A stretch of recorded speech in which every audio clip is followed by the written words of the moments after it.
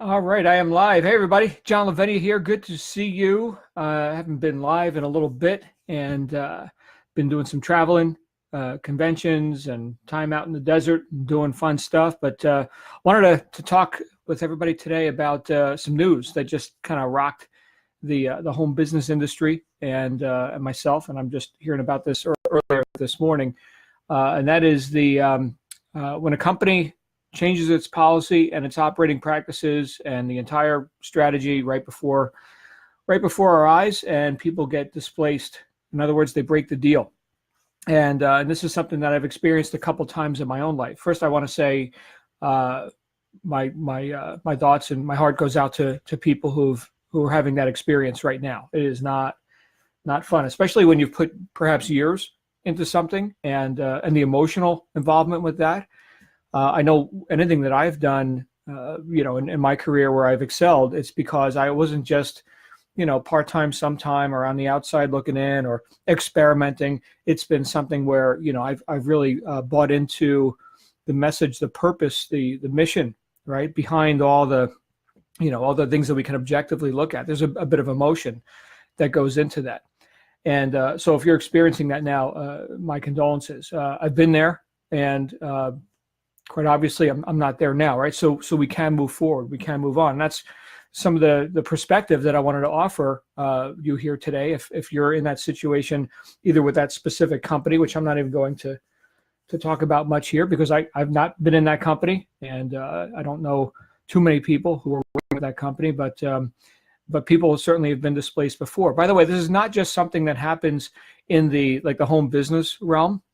There are companies that make changes all the time, right? I'm sure you can think right off the top of your head, 5, 6, 10 companies that don't even exist anymore. They used to be big names, right? What just happened to Toys R Us? I remember I was taking my daughter to Toys R Us, and we got to the place. It was on Google Maps, and it was gone. Like, they leveled the place. It's gone. I come to find out that the whole company's gone. So, times change, but there's a few things that I've learned from having been displaced myself. Hey, Terry, good to see you. A few things that I've learned, and the biggest one that I want to, I guess, just jump right out with, is that as the old saying goes, one door closes, another opens. That's nice. That's a nice platitude, right? I mean, it sounds really cool. It rolls off the tongue. Hey, Mary Jo, good to see you. But I'll tell you what, it can be dark in the hallway. In fact, I wrote that in my first book, Integrity is Everything. One door closes, another opens, but it's dark in the hallway. Especially if we've been emotionally involved with something where, we were committed to a cause, a mission, or a purported or a stated purpose.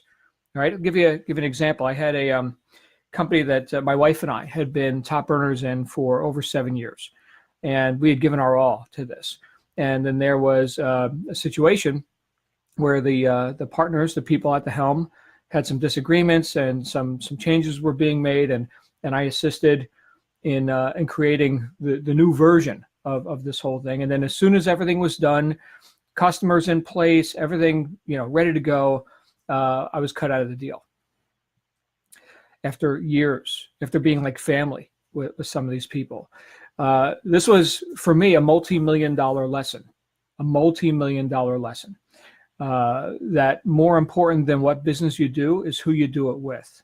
Now, being the high integrity guy that I like to think that I am, I took the high road, right? I'm thinking, well, we've done so much work to set all this up, and there's a lot of other people who have also bought into this idea, who are also looking to run with this new thing that we just worked our asses off to put together for the last, however long.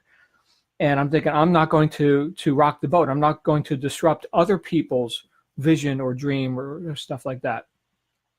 And then what wound up turning out was I quietly exited, not wanting to rock the boat, and the flock scattered anyway. The flock scattered. You know what I mean by that, right? People who thought they had a home really, really didn't. And had I been more of a leader in that situation, had I been more, put it this way, had I been more, sorry, I'm scratching my nose. We had some wind here for the last couple of days, and there's pollen everywhere. So pollen storm. But had I been more focused on where we're going, because after all, anyone who's endeavoring to do, whether it's that company or any business of your own, any entrepreneurial effort, you're looking to move forward in your life, right? Otherwise, you wouldn't be making an effort. You'd be watching 5 hours of TV a day, like the average American, right? Well, that's not you, right? So if had I continued to look forward rather than lamenting, and looking at the door that just closed, right? I could have led others to continue to fulfill that vision. And I mean, after all, it had taken years to put together, a group of people and to create, the momentum that we had, which I walked from. So in hindsight, maybe not, adhering so much to, what would I do if I was like this other person? How am I trying to convey this? Had I been the person at the helm in that situation, I certainly wouldn't have made the decisions that person or those people made. Okay, I would have thought about these others, and because now objectively in hindsight, I could see, well, clearly this person did not have the best interest of that group in mind, right? I should have been brave enough or visionary enough to go in that new direction boldly, to say, you know what, here's where we're going. And yeah, some people are going to feel like the boat is rocked, but of course I know more now than I did then, right? So my perspective then that I wanted to offer you is that yes, another door is opening, and without reservation, make decisions and act on those decisions, because whether you know it or not, right? If you've been in the space, if you've been in that company or in the industry for any time at all, there are people who need guidance, and you may be someone who can guide them in that new direction. Now, while you're in the emotion of it all, it's not easy to look objectively at stuff, right? So a lot of emotional stuff going on for people. As quickly as you can get an objective view of all that, as quickly as you could say, you know what, all right, we had, it's kind of like a funeral over here. Life goes on, right? We do move forward.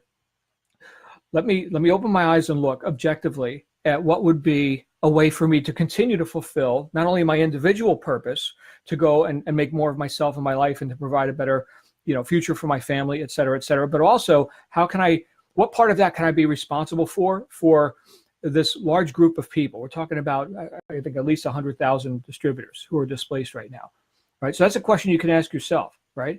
If I had to start all over right now, and in fact I do, okay, well, what would be the ideal scenario? In fact, what I've learned after, having had the ups and downs, the roller coasters, there are actual factors that we can objectively look at and say, these are plus points and these are out points, right? This is what I want, this is what I don't want, in order to avoid having these sort of surprise, right? Your opportunity's gone, in order to avoid that kind of stuff happening again.